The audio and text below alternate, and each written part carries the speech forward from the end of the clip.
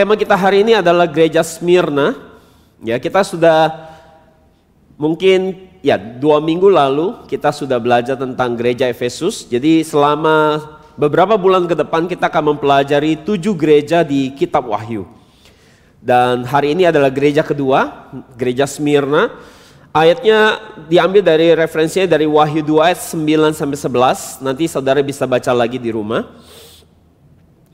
Dan saudara, hari ini ada formula rahasia yang saya mau bagikan bagi saudara. Bagaimana supaya saudara bisa menang di hari kesusahan besar. Saudara tahu kita akan menghadapi kesusahan besar? Ada yang tahu? Ada yang baru pertama kali tahu? Di akhir zaman kita akan mengalami sebuah kesusahan, namanya kesusahan besar. Ya, susah sekali. Kenapa kita tahu dia akan susah? Karena namanya aja susah besar. Ya, jadi kesusahan besar. Ini dikatakan oleh Yesus sendiri. Yesus sendiri mengatakan itu. Itu akan ada hari itu. Di Matius 24 ayat 21 bahwa kita akan mengalami kesusahan yang besar yang belum pernah ada di dunia ini. Dan belum pernah terjadi. Dan tidak akan ada lagi seperti itu. Jadi saudara hari ini merasa hidupnya susah? Itu belum ada apa-apanya. Yang nanti akan lebih mengerikan lagi. Bukan nakut-nakutin saudara. Tapi ini firman Tuhan sendiri yang bicara. Yesus sendiri yang udah kasih tahu.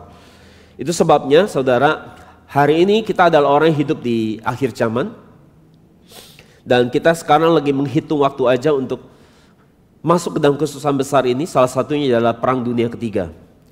Kalau dulu Perang Dunia Pertama, Perang Dunia Kedua, senjata yang dipakai buat perang itu masih belum secanggih hari ini.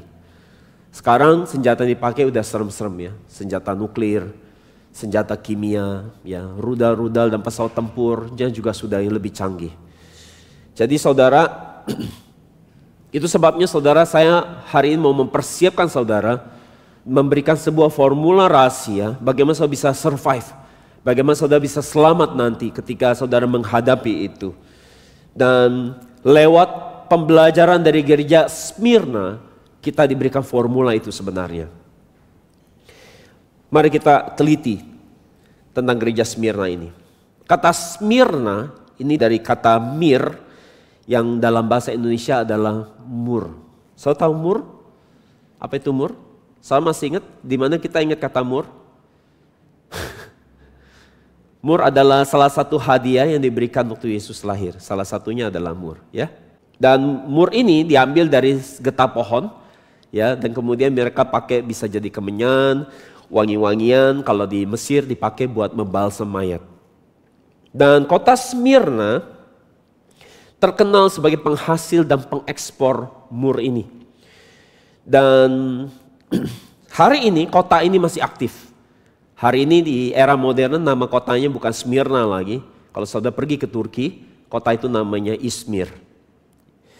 Dan kalau saudara belajar di 7 gereja di kitab Wahyu, saudara akan menemukan bahwa gereja-gereja itu, ya waktu Yesus bicara dengan gereja-gereja 7 gereja itu, Yesus memberikan pujian, tapi sekaligus Yesus juga memberikan teguran buat 7 gereja. Tetapi ada 2 gereja. Ada 2 gereja yang hanya menerima pujian tanpa menerima teguran. Dan salah satunya adalah gereja Smyrna ini. Mereka hanya dapat pujian dari Yesus tanpa ada teguran sama sekali. Maka ini harus jadi perhatian khusus kita bahwa kita harus punya iman seperti gereja Smyrna ini yang hanya terima pujian dan tanpa teguran. Amin. Jadi saudara, siapa pendiri gereja Smyrna? Dari catatan Polikarpus. Siapa Polikarpus? Polikarpus adalah seorang uskup atau pemimpin di gereja Smyrna ini. Dan dia katakan bahwa Rasul Pauluslah yang mendirikan gereja Smyrna. Jadi Rasul Paulus dia pergi ke Smyrna, dia melakukan penginjilan dan membangun gereja di sana. Dan Alkitab juga memberikan konfirmasi yang sama. Dari catatan di mana? Di Kisah Rasul 19 ayat 26 kita baca. Sekarang kamu sendiri melihat dan mendengar bagaimana Paulus bukan saja di Efesus, tetapi juga hampir di seluruh Asia. Seluruh Asia artinya seluruh di wilayah Asia kecil. Ya. Jadi kita bisa tahu bahwa cara Paulus menginjil adalah dengan menjadikan Efesus sebagai pusat, ya, sebagai pusat penginjilannya, dan dari sana ia mudah mengakses kota-kota yang lain Dan salah satu termasuk Smyrna ini, dan kemudian dia bangun gereja.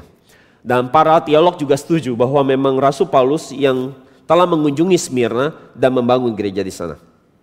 Oke, itu latar belakang tentang Smyrna. Sekarang kita lihat poin pertama. Karakteristik pribadi Yesus ketika berhadapan dengan gereja Smyrna. Kita tahu waktu Yesus bicara dengan 7 gereja, Yesus selalu menampilkan pribadi yang berbeda-beda di tiap gereja. Sesuai dengan pesan yang mau dia sampaikan. Nah, khusus gereja Smyrna, Yesus menunjukkan pribadinya seperti apa. Yang pertama kita lihat dari Wahyu 2 ayat 8. Dan tuliskanlah kepada malaikat jemaat di Smyrna, inilah firman dari yang awal dan yang akhir, yang telah mati dan hidup kembali. Dan kita udah tahu kata malaikat ini artinya apa? 2 minggu lalu kita belajar di Efesus. Malaikat ini artinya apa? Siapa malaikat? Malaikat adalah gambaran pemimpin gereja. Pemimpin gereja. Jadi surat ini, pesan ini Yesus tujukan kepada pemimpin gereja atau gembala di gereja atau pekerja di gereja Smyrna. Oke, sekarang kita lihat Yesus memperkenalkan dirinya seperti apa. Dikatakan dia adalah yang awal dan yang akhir. Poin A kecil. Dia adalah firman yang awal dan akhir. Apa artinya? Saudara, kita bisa menemukan ada banyak sekali Yesus menjelaskan dirinya sebagai yang awal dan yang akhir. Alfa dan Omega. Di mana di Wahyu 1 ayat 8, Wahyu 11 ayat 13, Wahyu 2 ayat 13. Kita baca Wahyu 11 ayat 13. Dikatakan, aku adalah Alfa dan Omega, yang pertama dan yang terkemudian, yang awal dan yang akhir. Jadi saudara, Alfa adalah abjad awal dari bahasa Yunani. Dan Omega adalah abjad akhir dari bahasa Yunani. Jadi saudara, Alfa artinya aku yang pertama. Aku adalah pada mulanya. Itu yang Tuhan coba sampaikan. Yesus coba sampaikan. Aku adalah pada mulanya. Jadi Yesus mau katakan aku adalah Tuhan yang memulai segala sesuatu yang ada di dunia ini. Dan kalau dikatakan bahwa dia adalah pada mulanya, saudara masih ingat di mana pertama kali kata pada mulanya ini pernah kita dengar? Di Alkitab? Di kitab Kejadian. Di kapan waktunya? Di hari penciptaan. Di Kejadian 1 ayat 1.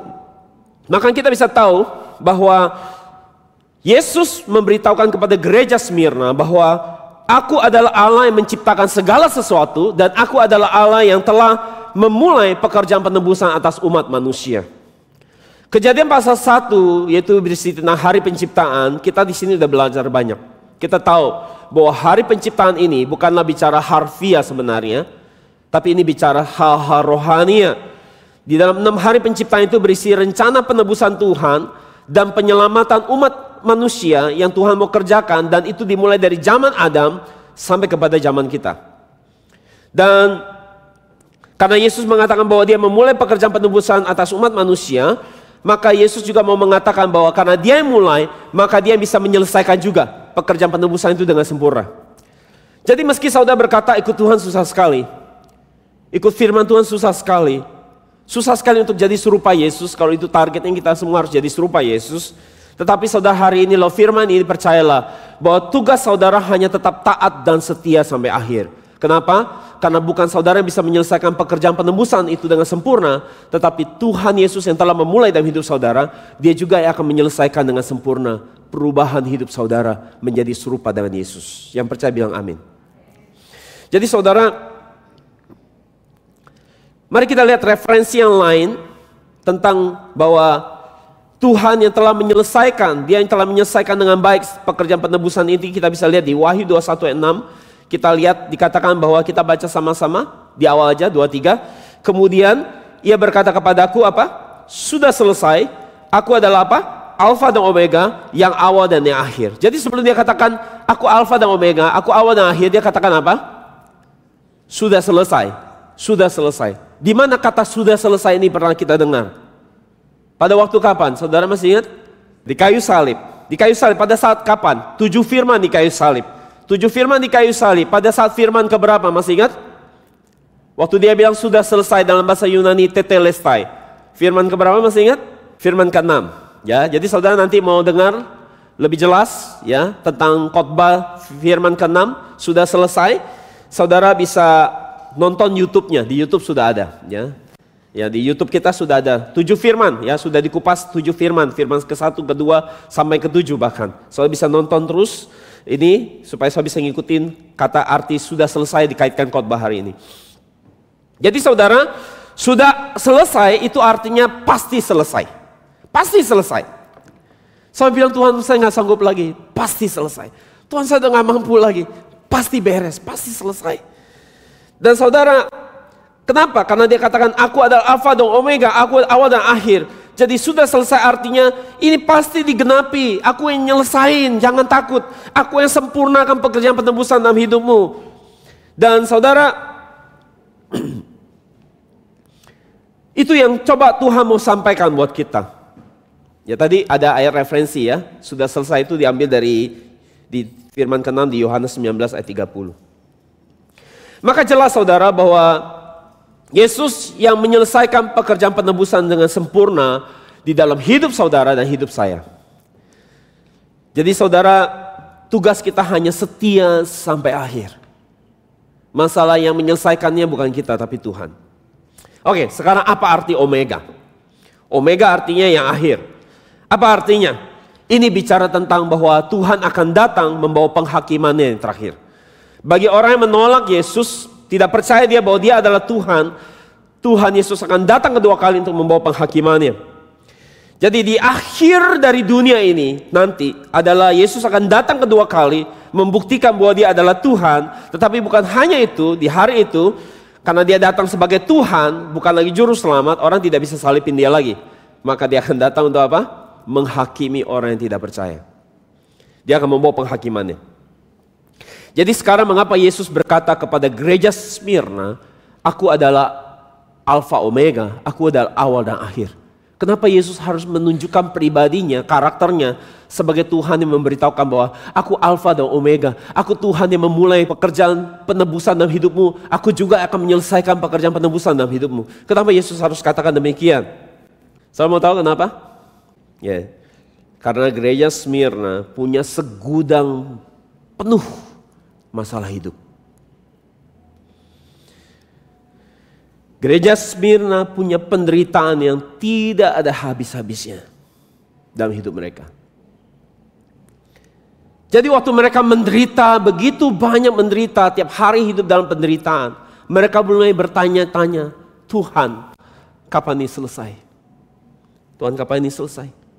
Itu sebab Yesus katakan, ingat ya, aku ini Alfa dan Omega, aku yang memulai segala sesuatu dalam hidupmu, maka aku juga akan menyelesaikan pekerjaanku dalam hidupmu. Ini pasti selesai. Ini pasti akan digenapi dengan baik. Pekerjaan penebusanku dalam hidupmu pasti akan diselesaikan dengan sempurna. Itu maksud kenapa Yesus harus bicara bahwa dia adalah awal dan akhir. Yang kedua, Yesus memperkenalkan dirinya di ayat yang kita baca. Yesus memperkenalkan dirinya sebagai yang mati dan hidup kembali. Katakan mati dan hidup kembali.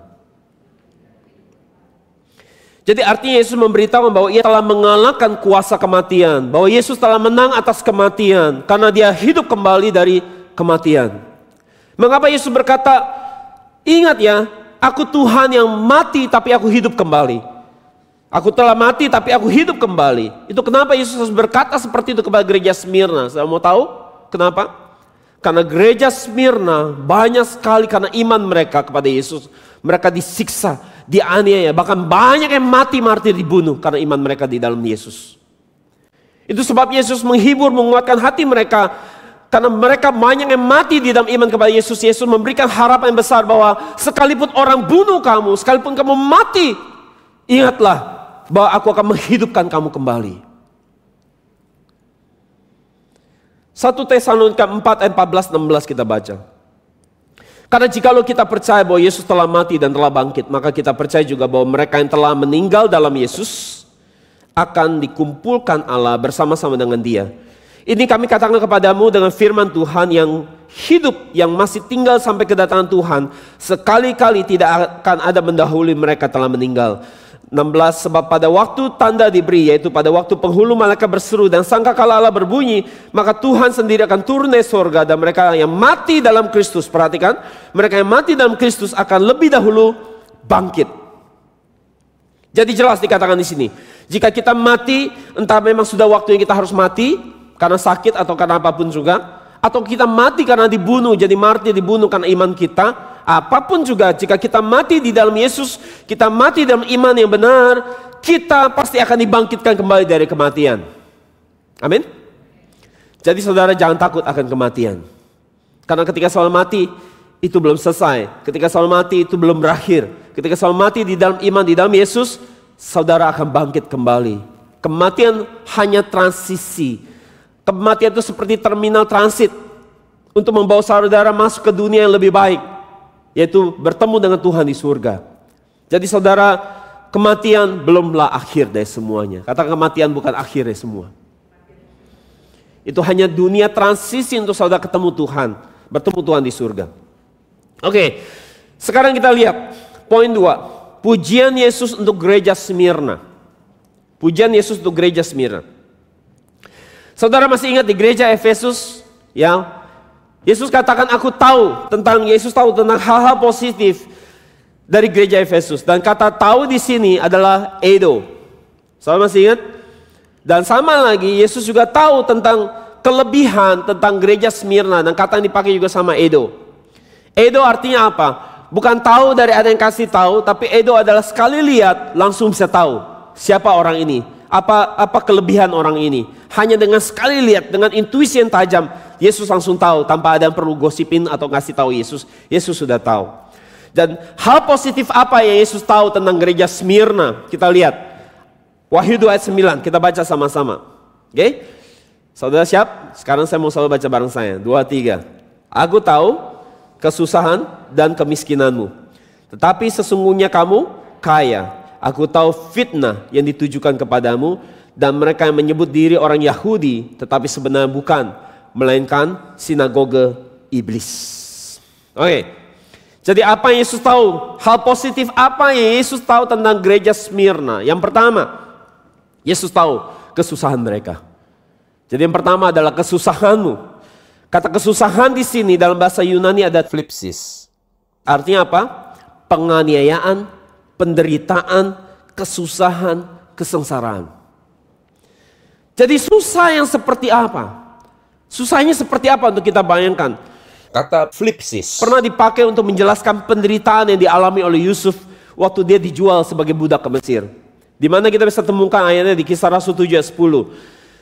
Kita baca, dan menyelamatkannya dari semua penderitaan. Dan kata penderitaan di sini ada flipsis, serta memberinya anugerah dan kebijaksanaan di hadapan Firaun, raja Mesir, yang membuatnya menjadi pemimpin atas Mesir dan seluruh istananya.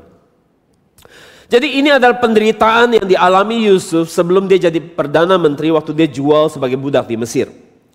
Jadi seperti apa penderitaan ini? Seperti apa susahnya?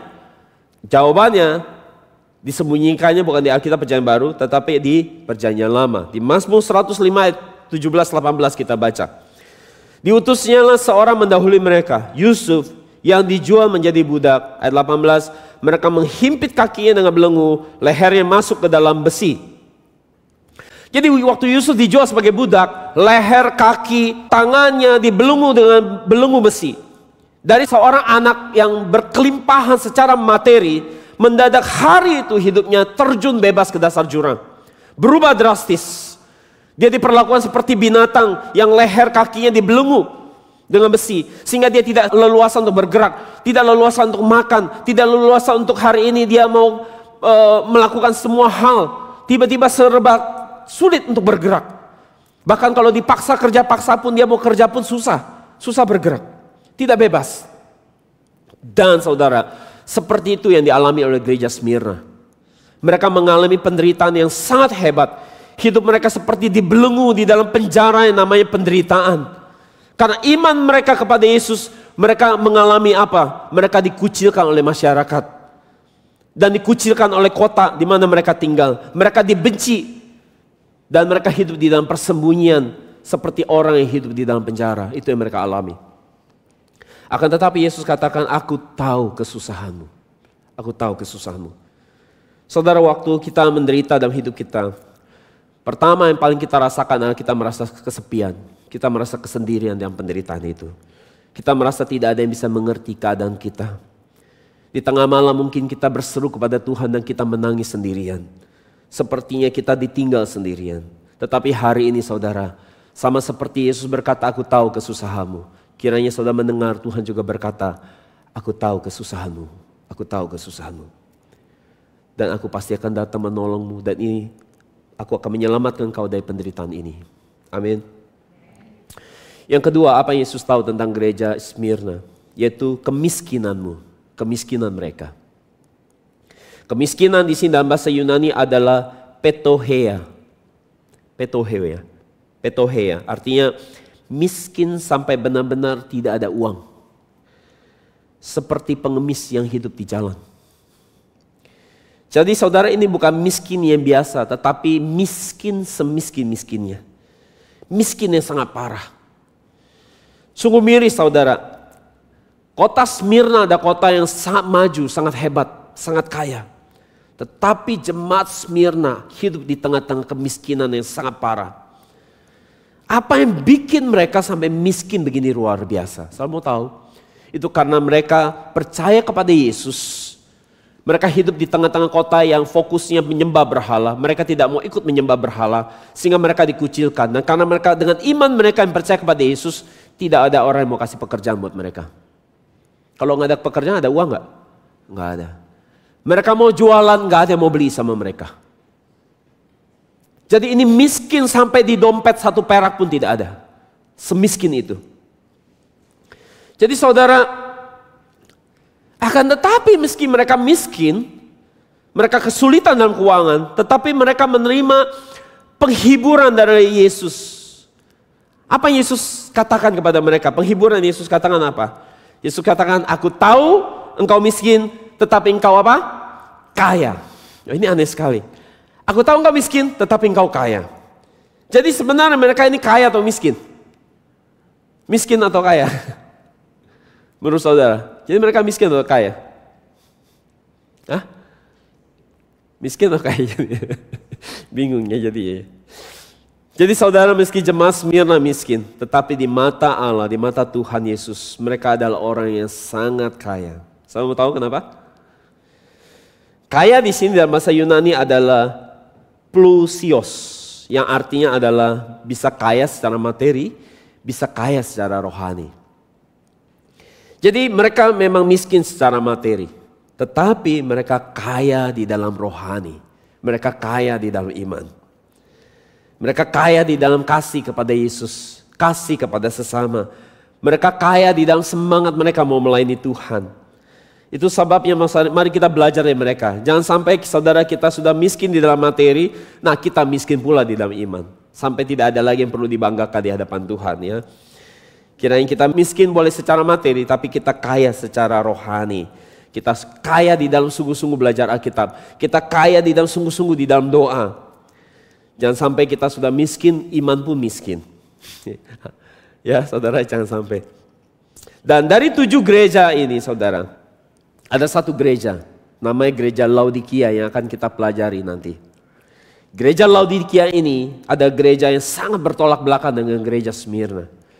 Kalau saya lihat apa yang Yesus katakan kepada gereja Laodikia di Wahyu 3:17, kita baca. Karena engkau berkata, aku kaya dan aku telah memperkayakan diriku dan aku tidak kekurangan apa-apa. Dan karena engkau tidak tahu bahwa engkau melarat dan malang, miskin, buta, dan telanjang. Seperti itu Yesus tegur gereja Laodikia. Jadi gereja Laodikia ada gereja yang sangat kaya raya. Jemaatnya kaya-kaya, sukses. Tetapi Yesus bilang apa? Kalian boleh kaya, tetapi kalian itu sebenarnya miskin, melarat, telanjang, dan bahkan hanya bukan itu, kalian buta. Jadi gereja Laodikia boleh kaya di dalam materi, tetapi mereka melarat, miskin di dalam iman dan rohani. Mereka punya banyak makanan yang berlimpah-limpah di rumah mereka. Mereka punya makanan yang mewah dan enak-enak buat tubuh jasmani mereka. Tetapi mereka tidak punya makanan rohani yang berlimpah-limpah buat tubuh rohani mereka. Gereja Smyrna mereka tidak punya makanan yang cukup untuk tubuh jasmani mereka. Tetapi mereka punya makanan rohani yang berlimpah-limpah untuk tubuh rohani mereka. Mereka adalah orang yang sadar penuh. Dengan sadar penuh mereka menyadari bahwa mereka telah memiliki Yesus dan memiliki sorga adalah harta kekayaan yang paling berharga dari yang mereka punya. Jadi saudara, apakah kita bisa merasakan seperti mereka? Bahwa memiliki Yesus, memiliki sorga ada harta yang terbaik yang pernah kita punya. Atau kita mesti ada tambahan embel-embel yang lain lagi, baru kita merasa hidup kita berbahagia. Tetapi gereja Smyrna, mereka bisa lihat surga dan lihat Yesus dengan baik. Sehingga mereka disebut orang yang punya iman yang kaya. Bahkan hanya dengan memiliki Yesus pun, bagi mereka, mereka sudah memiliki segala-galanya.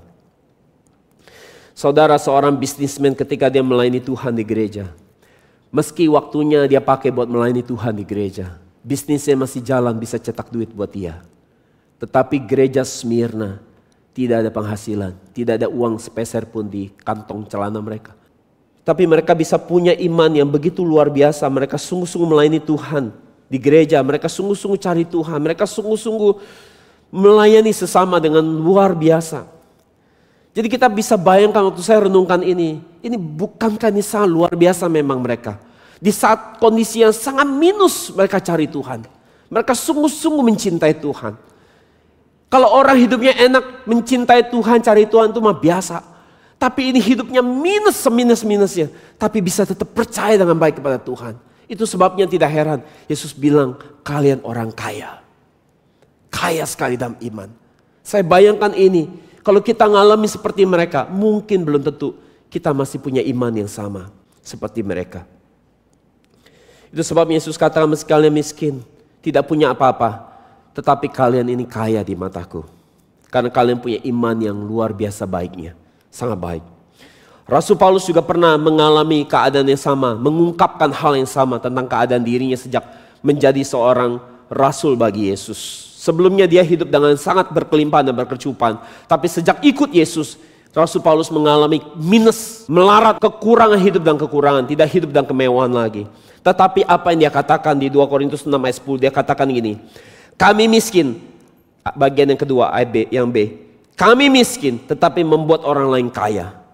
Tidak punya apa-apa tetapi memiliki segala sesuatu.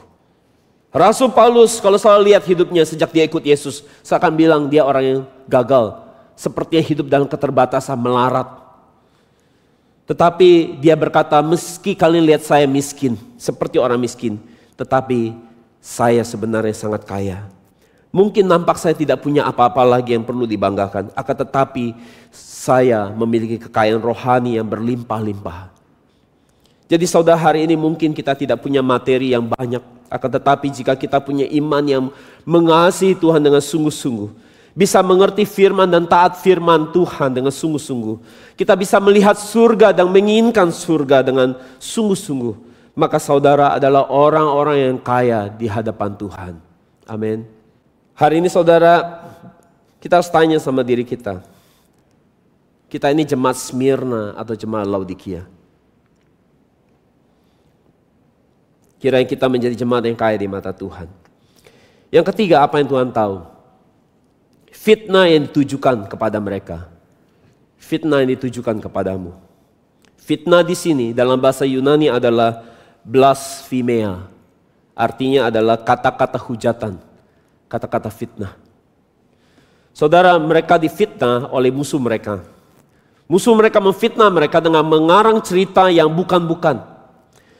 Dan kalaupun memang ada faktanya seperti itu, musuh mereka coba membesar-besarkan fakta itu dari yang sesungguhnya terjadi. Tujuannya adalah untuk merusak nama baik mereka dan untuk menghancurkan hidup mereka. Memang fitnah tujuannya hanya mau merusak nama orang dan menghancurkan hidup orang. Dan siapa menurut saudara yang fitnah mereka? Orang kafir? Orang Yahudi sendiri. Orang Yahudi. Waktu Yerusalem dikepung oleh Kaisar Roma yang bernama Titus di tahun 70 Masehi. Orang Yahudi yang tinggal di Yerusalem melarikan diri kemana-mana.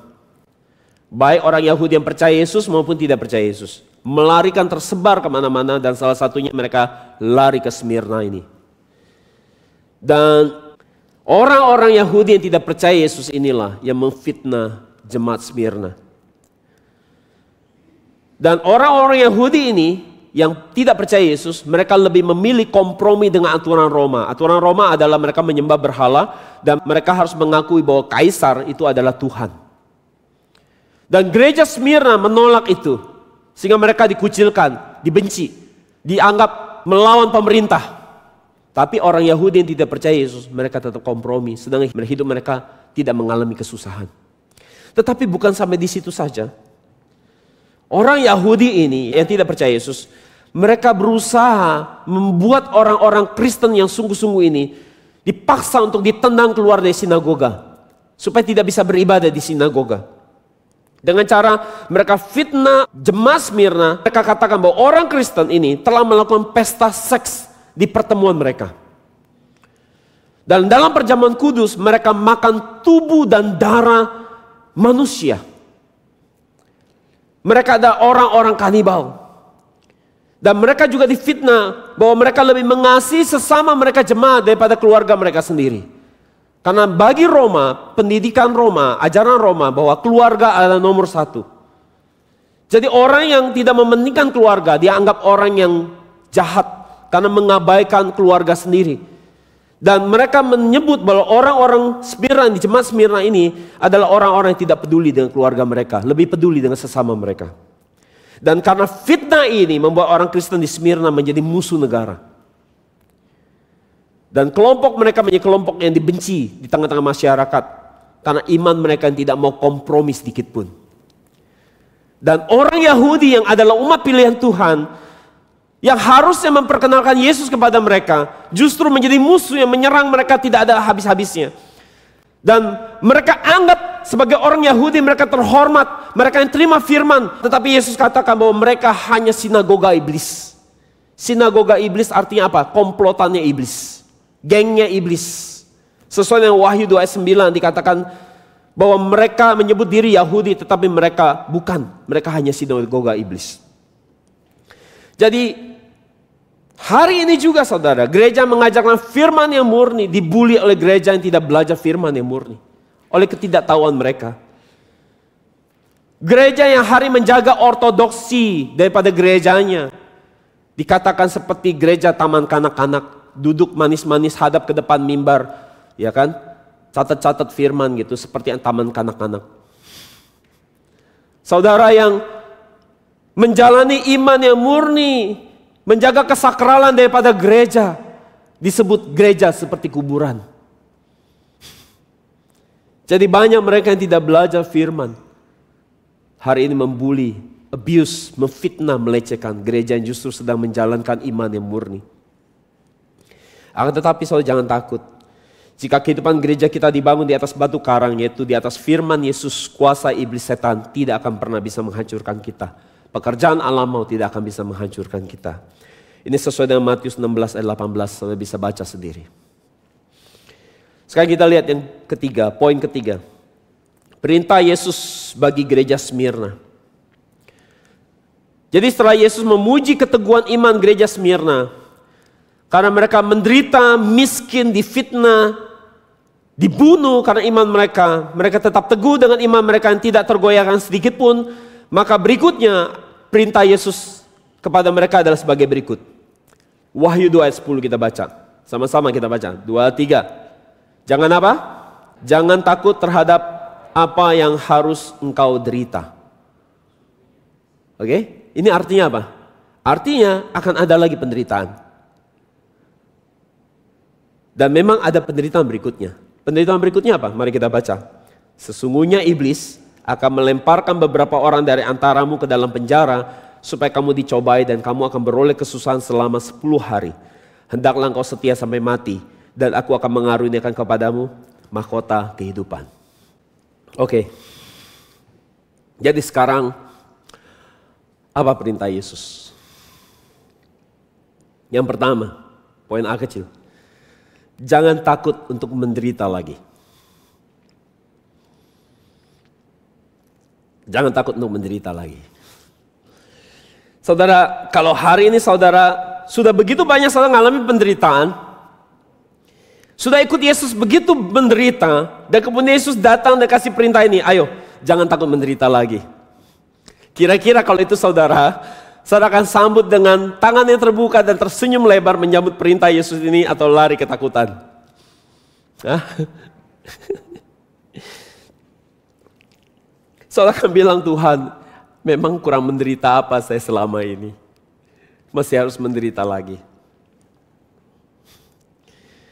Saudara, gereja Smyrna, kalau kita lihat penderitaan mereka, ya, penderitaan itu seperti udah kawan lama mereka, sahabat karib mereka. Ya, bangun tidur, sarapannya sarapan penderitaan. Saudara, kalau bangun tidur sarapannya apa? Bubur, roti, nasi goreng, ya, bakmi, ya. Jemaat Smyrna mau makannya susah. Bangun tidur yang dipikir cuma apa? Hari ini susah apa lagi? Penderitaan apa lagi? Mereka difitnah, dikucilkan, jobless, nggak ada pekerjaan. Dan level mereka ikut Tuhan bukan lagi korban waktu, korban uang. Bukan korban kenyamanan, tetapi levelnya sudah mainnya korban nyawa. Ikut Tuhan taruhannya cuma hidup atau mati aja. Banyak mereka mati karena ikut Yesus. Tapi setelah menderita sekian lama, Yesus bukan berkata, sudah selesai. Tetapi Yesus malah berkata, ayo menderita lebih lagi. Jadi memang mereka kurang susah gitu, harus menderita lagi. Dan yang menarik adalah waktu Yesus bilang ayo menderita lagi. Tetapi Yesus katakan apa? Jangan takut. Jangan takut. Pasti ada alasan kenapa Yesus berkata jangan takut. Betul gak? Pasti ada alasan kenapa Yesus berkata jangan takut. Jadi ada 3 alasan kenapa jangan takut menderita. Ada 3 alasan kenapa saudara tidak perlu takut menderita. Saudara mau tahu alasannya? 3 alasan kenapa ketika saudara menderita saudara jangan takut? Mau tahu? Yang pertama, karena waktu saudara menderita, Yesus akan menyertai saudara. Yesus pasti menyertai kita di dalam penderitaan dan aniaya. Jadi meski kita menderita, selama ada Yesus di dalam penderitaan itu, saudara tidak sendiri, saudara akan baik-baik saja. Yesus pasti akan melindungi saudara, akan membawa saudara keluar dari penderitaan itu. Saya masih ingat ada seorang janda yang mati ditinggal oleh anak laki-laki satu-satunya. Dan rombongan yang membawa jenazah janda ditinggal anak satu-satunya ini, berpas-pasan bertemu Yesus. Dan waktu Yesus bertemu dengan janda ini, saya masih ingat Yesus bilang apa? Masih ingat? Jangan menangis. Jangan menangis. Lukas 7 ayat 13. Dan ketika Tuhan melihat janda itu, tergeraklah hatinya oleh belas kasihan. Lalu ia berkata kepadanya, jangan menangis. Apa artinya jangan menangis? Artinya kamu tidak sendiri. Aku tahu kesusahanmu. Aku ada bersama kamu. Jadi meski saudara tidak bisa lihat Yesus dengan mata jasmani saudara, percayalah bahwa Yesus saat ini ada bersama saudara. Ia akan membereskan masalah saudara, sakit saudara, persoalan hidup saudara. Dan kalau dia katakan, jangan takut menderita lagi hari ini. Kepada jemaat Smyrna dan kepada kita, itu artinya Yesus mau katakan, sesusah apapun, aku tetap ada bersamamu. Sesusah apapun, aku tidak tinggalkan kamu sendiri. Aku akan memampukan kamu untuk menang dan keluar dari kesusahan ini. Alasan kedua kenapa saudara jangan takut di dalam penderitaan adalah bahwa Yesus sudah menetapkan lama waktunya untuk menderita. Dari ayat yang kita baca. Yesus sudah menetapkan lama waktu untuk menderita. Yesus katakan kamu akan mengalami kesusahan selama berapa hari? 10 hari. Oke. Sekarang saudara sudah, misalnya saudara, siapa saudara yang hari ini hidupnya menderita? Hah? Angkat tangan di hati aja ya. Oke, kalau saudara hari ini menderita, ya sudah banyak menderita, dan kemudian Yesus bilang, jangan takut menderita. Kamu akan mengalami kesusahan 10 hari lagi. Saudara sanggup gak jalaninnya? 10 hari lagi? Hah, sanggup ya. Masalahnya saudara, kata angka 10 ini dalam Alkitab adalah artinya bukan 10 secara harfiah, tapi 10 itu artinya adalah lengkap. Sudah genap, sudah penuh. Lengkap atau sudah penuh. Jadi angka 10 ini arti gini, bahwa ada periode waktu di mana saudara harus menderita dengan waktu yang sudah ditentukan. 10 tahun, 20 tahun, 30 tahun, mungkin 50 tahun. Tiap orang beda-beda. Sudah ditentukan, ditetapkan. Dan jika waktu yang ditentukan ini selesai, ya, maka penderitaan saudara akan selesai pula. Seperti Ayub. Ayub menderitanya cukup lama. Dan waktu dia selesai penderitaan, dia sembuh dari sakitnya. Tapi yang paling penting kita harus tahu bahwa menderita di bumi karena ikut Tuhan. Dari ayat ini kita bisa mengerti bahwa menderita ikut Tuhan itu ada masa kadaluarsanya. Katakan kadaluarsa. Ya, ada expired date-nya. Akan ada selesai waktunya. Tetapi saudara harus tahu bahwa menderita di neraka itu tidak ada kadaluarsanya. Dia bersifat kekal selama-lamanya. Jadi penghiburan Yesus bagi saudara yang menderita hari ini bahwa ada waktu yang sudah ditetapkan untuk kamu menderita. Dan kalau waktu itu sudah penuh, waktu itu sudah genap, kamu jalani, maka penderitaan itu akan selesai. Maka setiap kali saudara sudah tidak kuat menderita, katakan kepada diri saudara, ini pasti selesai. Katakan, ini pasti selesai. Karena Yesus sudah menjamin, ini pasti selesai. Asal saudara terus bertahan sampai akhir. Jangan menyerah di tengah jalan. Saya pernah ikut latihan kepemimpinan ala-ala militer. Ya, sebuah training kepemimpinan. Itu saya di training 5 hari 4 malam. Yang training juga ya dari pihak militer juga.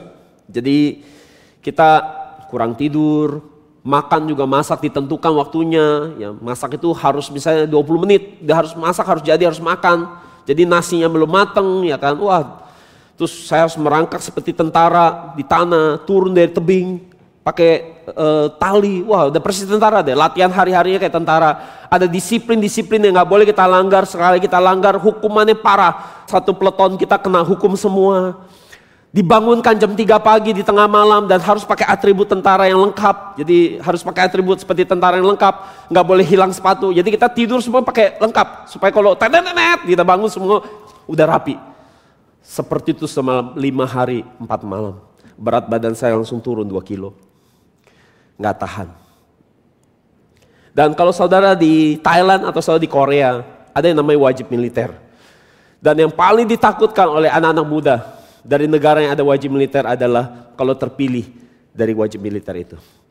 Kalau sudah terpilih, wah itu artinya seluruh agenda hidup saudara akan berhenti total dan hanya fokus menjalani wajib militer selama 2 tahun.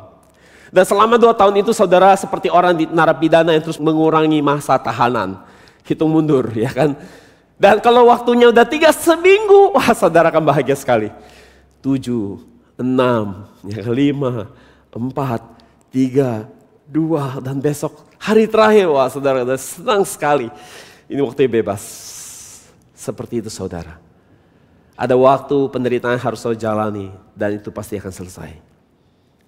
Tapi yang paling bikin kita stres, kita nggak tahu kapan ini selesai.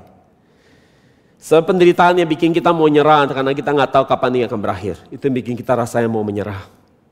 Tetapi kalau kita bisa tahu bahwa ini akan selesai, maka kita akan terus bertahan sampai akhir dan tidak menyerah. Dan dengarkan kata Yesus hari ini bahwa jangan takut, ini pasti akan selesai. Jika kita bisa bertahan sampai waktu yang ditentukan, maka ini akan selesai dan kita akan disebut sebagai pemenang. Kita akan disebut sebagai pemenang di akhir zaman. Jadi sekarang pengertiannya harus dirubah. Penderitaan bukan untuk menyiksa saudara. Penderitaan bukan karena Tuhan kurang kerjaan. Tetapi penderitaan adalah untuk mencetak siapa? Saudara sebagai pemenang di akhir zaman. Katakan untuk menjadikan saya pemenang. Tadi seperti lagu yang kita nyanyikan ya. Lebih dari pemenang kan Pak Kris?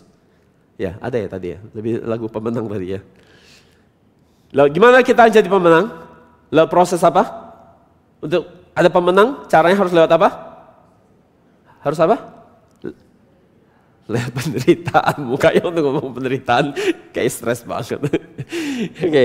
Jadi saudara, yang kita harus merubah pemahaman kita sekarang. Bahwa penderitaan bukan untuk menyiksa saya, tapi untuk mencetak jiwa pemenang di dalam diri saya. Katakan penderitaan untuk membentuk pemenang di dalam diri saya. Karakter pemenang di dalam diri saya. Amin. Dan yang ketiga, kenapa Yesus bilang jangan takut? Kenapa jangan takut di dalam penderitaan? Karena pencobaan ini akan disertai dengan jalan keluar. Pencobaan ini akan disertai jalan keluar. 1 Korintus 10 ayat 13 dikatakan, tidak ada pencobaan yang pernah menimpamu kecuali pencobaan yang biasa bagi manusia. Katakan biasa. Tapi Tuhan kok kayak luar biasa. Tapi bagi Tuhan itu biasa, nggak luar biasa.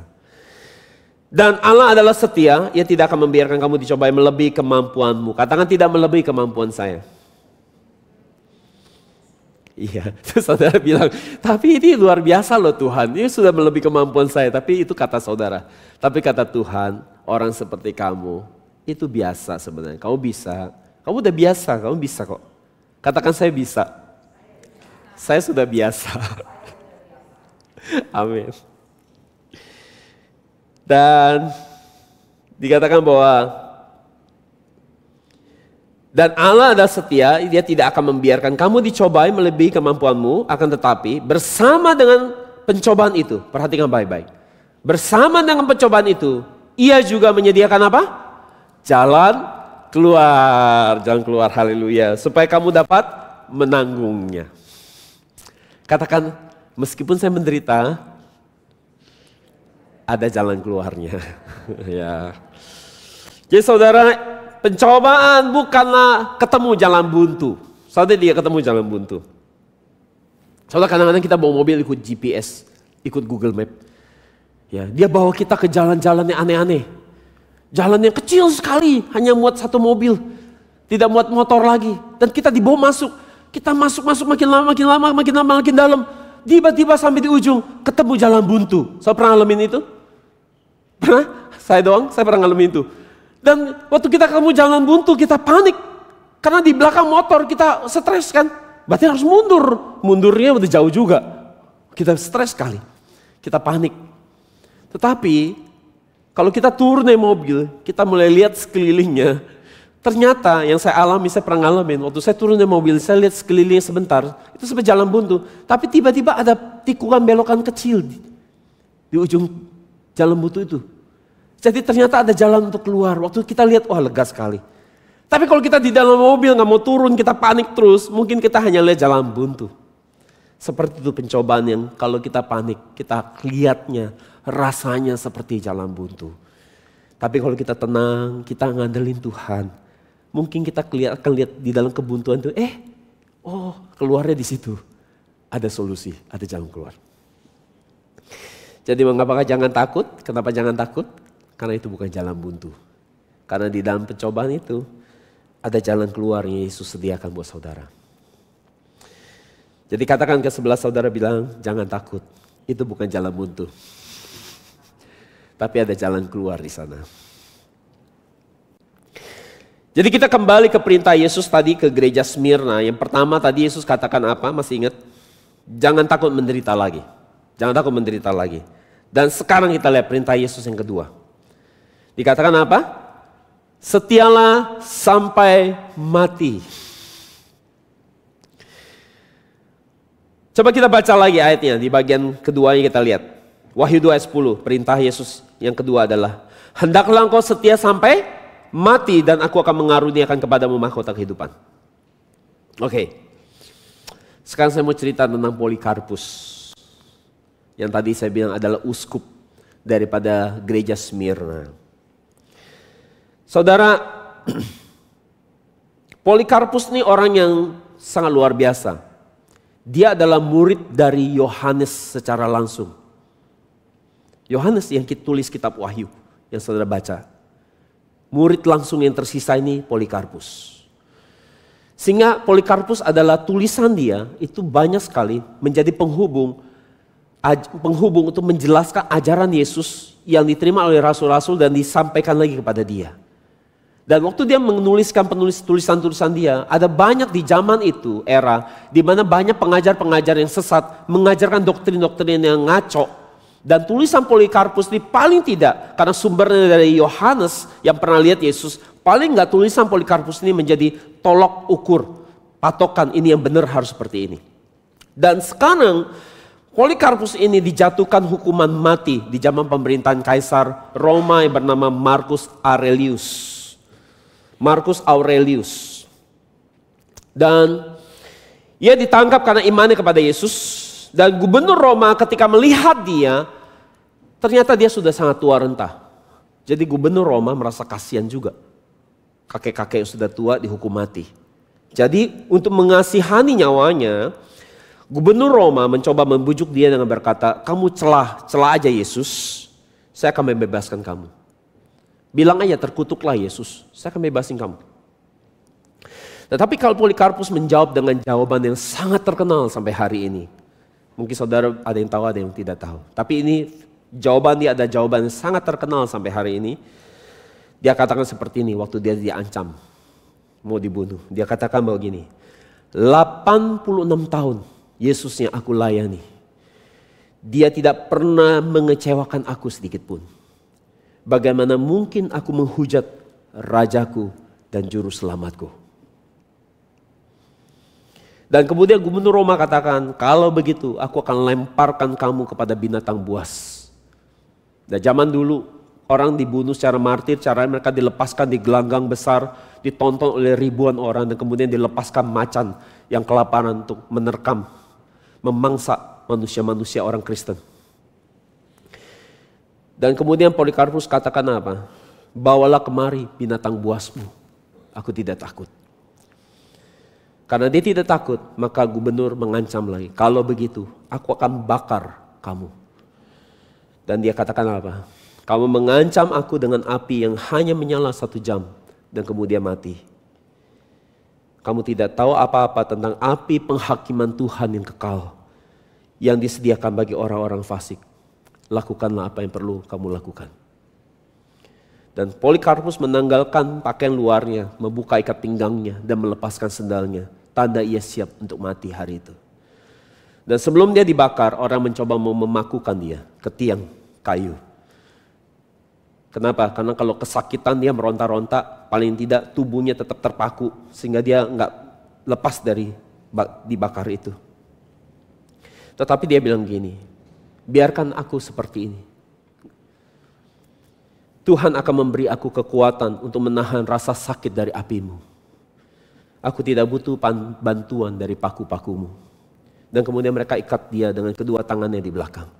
Diikatkan kepada tiang kayu. Dia seperti seekor domba jantan yang terpilih dari kawanan besar jemaat Allah yang untuk dikorbankan. Dan sekarang tiba waktunya untuk ia siap dijadikan korban bakaran yang berkenan di hadapan Tuhan. Dan sebelum api dinyalakan, ia mulai berdoa dan menengadah ke langit, ke surga dan berkata, Ya Allah Bapa, Allah yang Maha Kuasa, Yesus Kristus anak Allah yang terkasih dan diberkati. Melalui Yesus kami telah menerima pengetahuan tentang Allah, malaikat, dan segala makhluk. Kiranya semua orang yang hidup benar akan hidup di hadapan-Mu. Aku bersyukur kepadamu karena Engkau menganggap aku layak untuk diperhitungkan masuk di antara para martir-Mu. Untuk berbagi cawan Kristus dan menerima kebangkitan hidup kekal. Semoga hari ini aku diterima sebagai korban yang berkenan. Aku memuji-Mu untuk semua hal ini. Dimuliakanlah nama-Mu sekarang sampai selama-lamanya. Amin. Dan kemudian api dinyalakan. Dan api itu mulai berkobar dengan hebat. Tetapi anehnya api itu tiba-tiba membentuk seperti layar daripada layar kapal yang ditiup oleh angin. Jadi membentuk seperti lekukan di sekeliling tubuh Polikarpus. Sehingga orang-orang menyaksikan peristiwa ini, mereka katakan waktu Polikarpus dibakar, mereka tidak lihat seperti daging yang terbakar dengan gosong, tapi mirip lebih seperti roti yang sedang dipanggang, atau seperti emas yang tetap utuh di tengah-tengah kobaran api. Dan orang-orang di situ bisa mencium seperti bau kemenyan atau rempah-rempah yang sangat mahal keluar dari asap waktu membakar tubuh Polikarpus.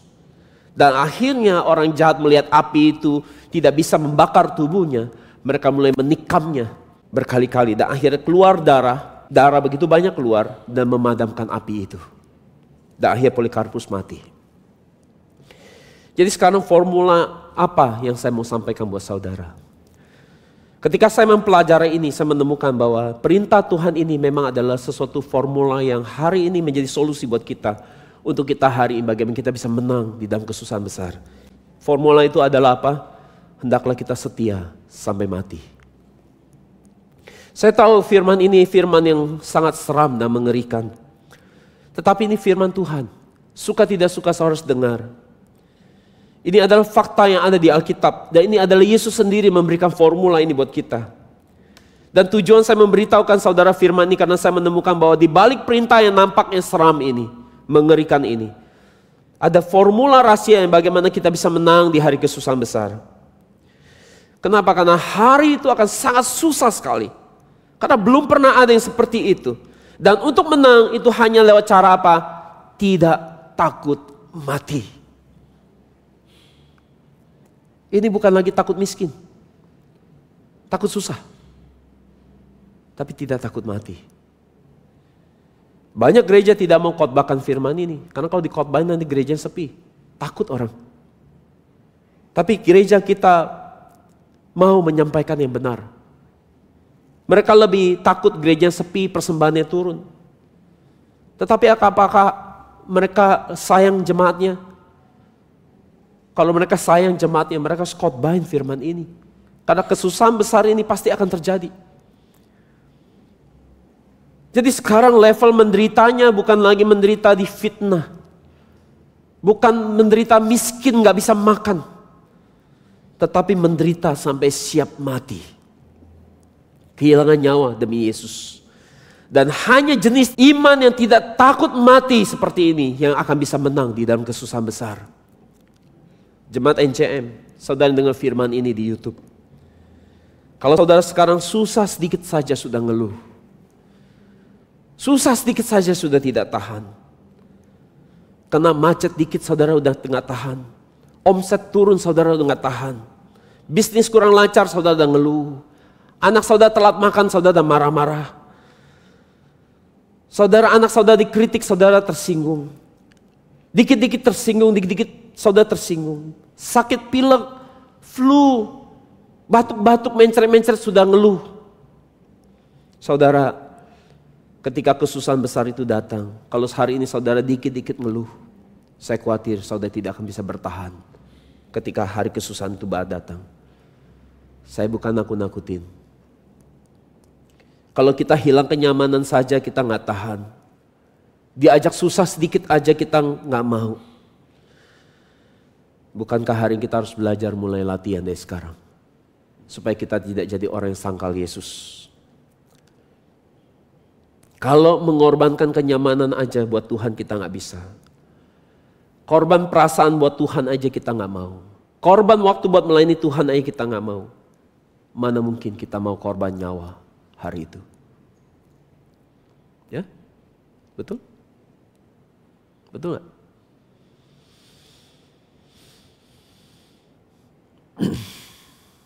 Itu sebabnya hari ini mari latihan. Jangan susah dikit udah ngeluh. Susah dikit udah mempertanyakan Tuhan. Susah dikit udah sensitif. Come on. Mari kita hari ini belajar. Lewat setiap kesusahan yang kita alami. Kita tahu ini sedang mempersiapkan kita. Menang di hari kesusahan besar. Jadi saudara. Mungkin orang yang hidupnya baik susah yang akan lebih selamat hari itu. Karena udah biasa susah. Jadi hari ini apa hadiah bagi mereka yang setia sampai mati? Gak sangkal Yesus. Wahyu 2:10 katakan mereka terima mahkota kehidupan. Mahkota kehidupan ini hanya diberikan buat pemenang. Tadi sebelum saya sudah katakan penderitaan itu tujuannya untuk cetak pemenang.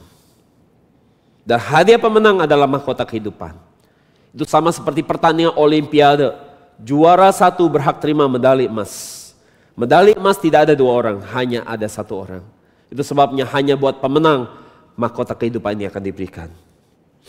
Kesimpulan.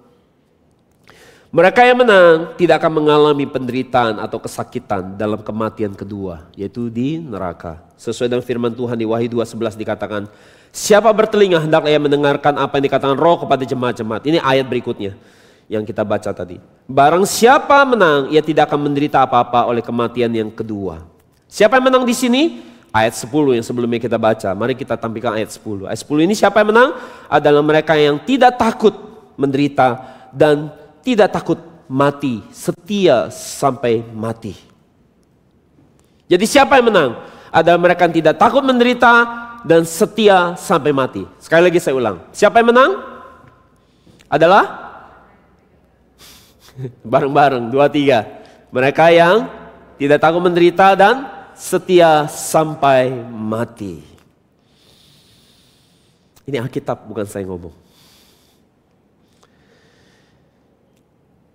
Jadi Alkitab katakan bahwa siapa yang mempertahankan nyawanya di dunia, ia akan kehilangan nyawanya di neraka.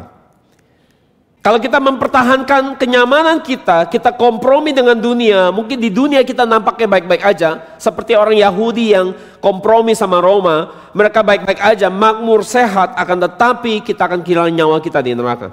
Sesuai dengan Matius 10:39, dikatakan barang siapa mempertahankan nyawa, ia akan kehilangan nyawanya, dan barang siapa kehilangan nyawanya karena aku, ia akan memperolehnya.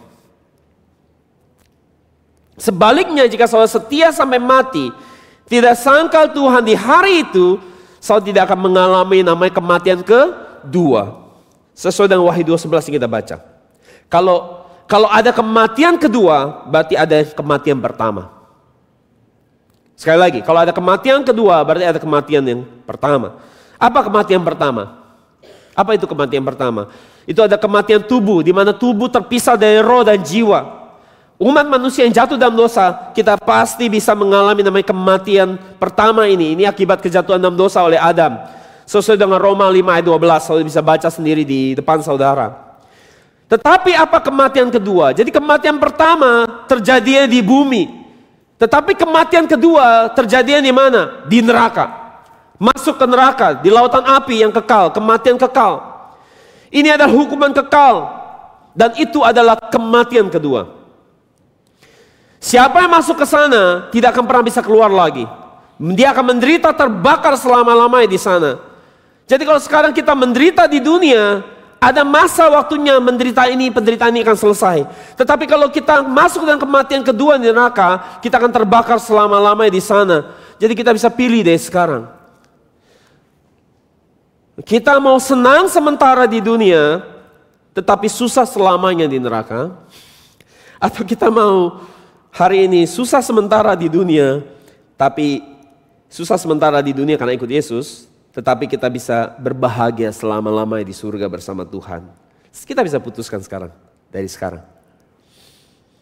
Orang Kristen kebanyakan imannya ke gereja maunya senang-senang. Ya, senang-senang. Ke gereja nyanyi sedikit saja, ya kan? Pelayanan sedikit waktu saja, ya kan? Doa juga sedikit saja. Baca firman, belajar firman jangan yang banyak-banyak, yang sedikit-sedikit aja. Serba sedikit ya. Dengar firman juga kalau bisa dikit-dikit lah, nggak usah terlalu berat, ya ringan-ringan aja. Kolekta juga sedikit saja, ya kan. Tapi mati pengen pergi ke surga. Jadi susahnya mau dikit, ya. Tapi senangnya mau banyak, nggak bisa seperti itu. Mereka yang ikut Tuhan mau senang-senang aja, mau enak-enak aja, pasti akan murtad di hari itu. Karena iman mereka gak siap dari sekarang. Bagaimana saudara gak belajar dari sekarang dan kemudian bisa lulus nanti? Bagaimana saudara gak persiapan dari sekarang dan kemudian saudara akan bisa kuat di hari itu? Gak akan bisa. Saya harus latihan dari sekarang. Masih ingat jemaat NCM saya pernah ajak pergi hiking, lewatin sungai ya kan. Ya, latihan susah. Wahyu 21 ayat 8. Kita lihat. Akan tetapi mereka yang apa? Takut. Mereka yang takut. Siapa yang takut? Takut apa? Mereka yang takut susah, takut miskin, takut mati, takut setan, takut tertolak sama orang. Sebutannya mereka siapa? Orang yang tidak percaya dan keji, pembunuh, orang-orang sundal, tukang sihir, para penyembah berhala. Apa berhala? Semua yang kita lebih sayang, kita lebih cintai melebihi Tuhan. Uang, hobi, pengakuan orang, keluarga kita bisa jadi berhala, anak kita bisa jadi berhala, pacar kita bisa jadi berhala yang kita lebih cinta dari Tuhan. Dan semua pendusta akan mendapat bagian mereka dalam lautan yang menyala-nyala oleh api dan belerang. Inilah kematian kedua. Jadi mereka yang pergi di kematian kedua akan masuk ke dalam lautan api yang menyala untuk selama-lamanya disiksa di sana bersama iblis dan setan. Masalahnya saudara, siapa yang masuk ke sana, tidak ada sistem grasi, nggak ada pengurangan masa hukuman seperti di bumi. Sudah masuk nggak bisa keluar. Sebaliknya di lain sisi Alkitab katakan mereka yang tidak takut menderita, tidak takut susah, tidak takut hilang nyawa, mereka tidak akan mengalami kematian kedua ini di neraka. Jadi inilah berkat bagi gereja Smyrna dan bagi kita hari ini. Jika kita tidak takut susah, tidak takut menderita, tidak takut hilang nyawa, dipastikan di hari kesusahan kita pasti menang. Dan jika kita tidak murtad, maka kita tidak akan mengalami kematian kedua di neraka. Jadi kita harus pilih apakah kita takut penderitaan yang sesaat di dunia tapi berakhir di neraka, atau kita tidak takut menderita sesaat di dunia ini tapi berakhir di surga. Jadi saya ulang lagi, jika saudara tidak takut menderita, tidak takut miskin, tidak takut difitnah, tidak takut ditolak, tidak takut kehilangan teman karena Yesus, tidak takut mati, maka kematian kedua tidak akan menyakiti saudara. Wahyu 20 ayat 6 katakan, diberkati dan kuduslah orang-orang yang memperoleh bagian dalam kebangkitan pertama itu. Terhadap orang-orang ini kematian kedua tidak berkuasa, tetapi mereka akan menjadi imam-imam Allah dan Kristus dan akan memerintah bersama Dia 1000 tahun. Pada saat Yesus datang kedua kali, tidak semua orang akan dibangkitkan. Saudara tahu itu? Waktu Yesus datang kedua kali, tidak semua orang dibangkitkan. Pada waktu Yesus datang kedua kali, hanya ada kebangkitan, namanya kebangkitan pertama. Dan jika saudara ada di kebangkitan pertama, maka saudara tidak akan pergi kepada kematian kedua. Yang ikut dalam kebangkitan pertama akan pergi ke sorga memerintah bersama Yesus 1000 tahun. Yang dibangkitkan dan kebangkitan kedua akan masuk ke dalam kematian kedua di neraka. Saya sudah kasih tabel yang buat gampang buat saudara lihat. Jadi mereka yang ikut kebangkitan pertama, mereka akan ke sorga. Mereka yang ikut kebangkitan kedua, gampang hafalnya. Kebangkitan kedua, mereka pergi ke kematian kedua di neraka. Kiranya lewat firman hari ini mempersiapkan saudara menjadi orang yang tidak takut menderita, tidak takut susah, tidak takut mati. Karena hanya itu cara untuk bisa menang dalam kesusahan besar. Dan saudara akan menerima mahkota kehidupan. Amin. Mari kita berdoa. Bapa, kami belajar banyak di tempat ini. Kami terima banyak firman Tuhan di tempat ini. Dan hari ini lewat firman-Mu, Yesus sendiri katakan bahwa kami sedang ditarik terus ke dalam puncak iman yang lebih tinggi, yang paling tinggi. Bukan lagi mengasihi Tuhan korban waktu, korban perasaan, korban uang. Tapi kali ini kami ditarik untuk mencintai Tuhan sampai kepada satu titik mengorbankan nyawa kami sendiri untuk ikut Tuhan. Dan kami tahu bahwa formula yang Engkau beri buat kami ini bukan untuk membuat kami lebih susah lagi, tapi Engkau sedang mempersenjatai pikiran kami, menyiapkan kami untuk menjadi orang yang bisa survive, menang menghadapi kesusahan besar yang tinggal sesaat lagi. Kiranya jemaat-Mu benar-benar hari ini dipersiapkan oleh firman ini. Sehingga ketika masa itu kami alami di zaman kami tidak menyangkal iman kami seperti Polikarpus. Bahkan kami menyongsongnya dengan penuh rasa syukur bahwa kepada kami diberikan anugerah untuk menjadi martir demi nama-Mu. Berkati jemaat-Mu, kuatkan jemaat-Mu, apapun yang menjadi tantangan hari-hari ini. Buat mereka tahu bahwa ini adalah latihan untuk mengikut Tuhan dalam suka maupun duka. Ikut Tuhan di dalam setiap keadaan yang mungkin tidak ideal. Tapi kami belajar untuk terus setiap hari memantapkan mata iman kami untuk terus bisa menatap Yesus. Sehingga ketika kami menjalani penderitaan kami terus semakin kuat dan dikuatkan lagi. Kenapa? Karena kami punya iman yang terus memandang kepada Yesus. Sehingga kami tidak goyah sedikit pun. Tolong jemaat-Mu di dalam pergumulan mereka, apakah itu masalah ekonomi, masalah kesehatan, masalah pribadi mereka. Kiranya Bapa, Engkau yang berkata jangan menangis, kiranya Engkau terus ada hadir bersama-sama di dalam penderitaan kami dan menolong dan menyelamatkan kami keluar dari setiap pergumulan kami. Terima kasih Bapak, kami mengucap syukur buat firman yang berharga. Kami akan memberikan persembahan kami sebagai tanda ucapan syukur kami. Kiranya persembahan ini dipakai untuk semakin diperluas pekerjaan penyebaran Tuhan, firman Tuhan yang murni.